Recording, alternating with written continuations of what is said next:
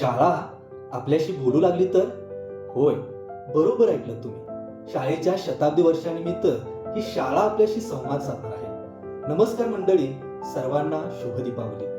आज आपल्या ज्ञानाईला म्हणजेच आपल्या विद्यामंदिर पांगिरे या मराठी शाळेला 100 वर्षे पूर्ण होत आहे. ही शाळा म्हणजे आपल्या आठवणींचा सारीपाट, आपल्या ज्ञानाची पाऊलवाट, संस्कारांचं माहेरघर, जिच्या सावलीत आपण अक्षर गिरवली, जिच्या अंगणात आपण खेळलो बागडलो.